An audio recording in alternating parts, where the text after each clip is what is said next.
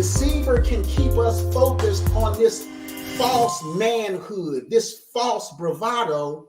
We'll never be in a position to go and do this work that society has deemed, kind of effeminate. All them feelings and stuff, that's woman's Oh man, talk. All of that, dude. no. What's that, Basket? Talk to brother. I just wrote all of that down, right? Before you even said it, I have it here. And the thing is, I start off with is identity, right? And a part of that, what Ty touched on earlier, T.O., was the cultural significance of that, and where we are as men, and we're told, right? Oh, well, can't show emotion, right? Well, if I can't show emotion and I was just hurt, what do I do with it? I put it in the hurt locker. Yep. No one actually told me that I needed a hurt locker, but it's something that we have to do to go on to tomorrow. So you can't show that, young man, right? You can't show hurt. Now, the woman in your life, whether it be your mother or your significant or your girlfriend or the chicken, whomever, she'll tell you flat out, oh, I don't want no emotional man, right? Showing emotion is feminine, what you just said, Bo, right? So now, again, well, I got a lot of shit in my locker that I hadn't dealt with, and you're telling me that I'm very feminine. You just hurt me again, so I'm gonna put that in the locker, right? Yeah, that's some book. Oh, let me open it up. Stuff is coming out, but I got to put that in there. And I can't even tell my boys, right? Because everybody is like, oh, you're too emotional. And so you're walking around like, so what do I do? Do I accept it? Do I own it? Or do I, nope. Guess what? I stick it in there. And every time I stick something in there, I swell up a little bit more, right? So now, but what she doesn't understand, right, is how that manifests itself, right? So you told me I can't have an emotion or show emotions as a man, which basically says that I'm unable to process those things that have hurt me, right? So then when I respond to you in a cold and callous, non-emotional way, based on all of the swelling up that I'm doing, now all of a sudden, well, why did you bring that to me, right? He doesn't care. He's not this. He does that. He's not a good man, right? Look, T.O. over there biting his tongue. What's happening, T.O.?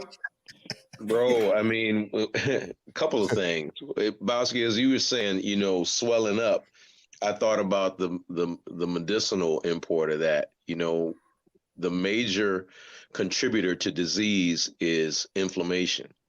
Hey. Being puffed up. So us being in this state is a result of that puffing up of that self-protective impetus, and now it's become even more Machiavellian because what we've done in the culture, African American culture, and the culture of the world at large, is that we've elevated and celebrate that puffed up state, that swollen up state. And so we hold that up as a desirable standard. Mm-hmm. And that's part of the great deception that Bo was talking about, that even the imagery that we look up to is all wrong. Yes, sir. Mm-hmm. It's the hurt me, it's the hurt you before you hurt me culture. Oh my God, man. And I'm gonna get you before you get me. Yeah. Mm-hmm. Yeah. I'm gonna get you first. Every man for himself is me against the world. Yep. Yeah. Right. Yeah. Right. Hence, if we accept that premise, right, then from the outside looking in, we have to accept the term hyper masculinity or toxic masculinity because it's being offered by men. Yeah. Right. Yeah. Well, and it's the whole thing is so cyclical, right? Basket, you mentioned, hey, you encounter a female that says, listen, I don't want no effeminate man. You get cousins and friends who tell you being a little emotional. I forget, is you a man or is you a woman? You get all of that input, and you don't know how to process it, so you don't process it. And anything we don't process goes in the hurt locker. Anything we becomes don't toxic. process goes in the hurt locker, and it continues to fester. If you can imagine this room that's breathing and the door is trying to push itself out, and at some point it explodes, and now you got mess all over the place, and nobody understands where it came from. And guess what? All it takes is a little trigger, right? All it takes is a little poke, the right word, the right activity, the right event.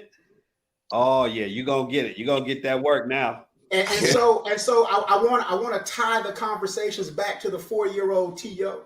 In that particular state. If that young man felt abandoned, if that young man felt some level of guilt, if that young man felt at that time that he was unlovable or that love wasn't real, and all of that went into this locker as a man, his triggers are unique and specific to his locker.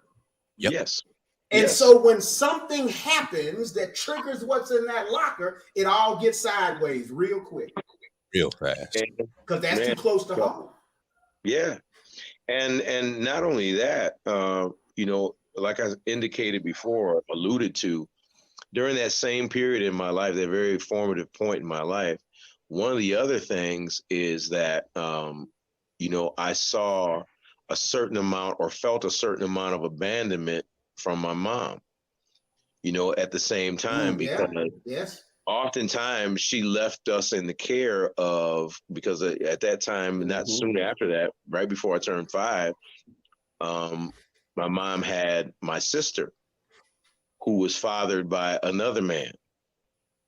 Right on, while she was they were separated from dad, but then she was still married to dad. And so I grew to not trust women, and felt abandoned by my mother and closer to my grandmother, who was my primary caretaker, who I saw more. Now, as an older man, I understand that was a function of the fact that mom had to go out there and make some bacon because dad wasn't contributing. She had to get it. Absolutely. So she was doing the best that she could. So in that nexus, all of these different things were affecting a 4-year-old mind and a 4-year-old perspective, and I'm still unpacking all that stuff at the age of 58, now just unpacking that stuff. And this conversation even helps me to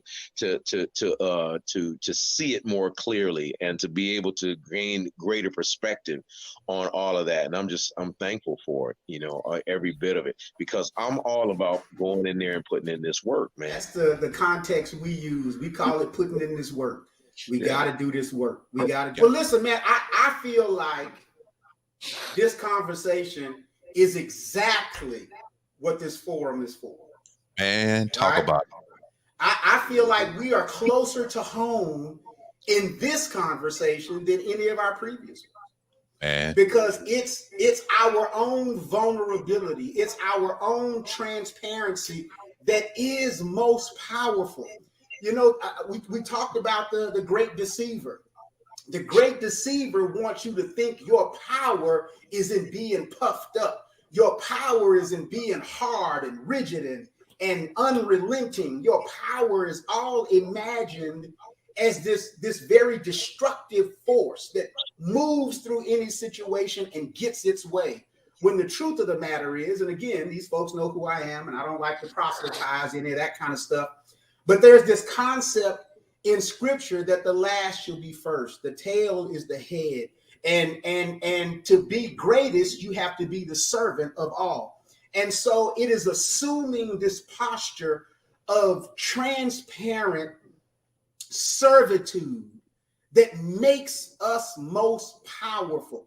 The definition of power, if you look it up, is the ability to affect change. That's power. Power is the ability to affect change. And our power is found in us embracing and being transparent about and working on our own weaknesses and working on our own issues.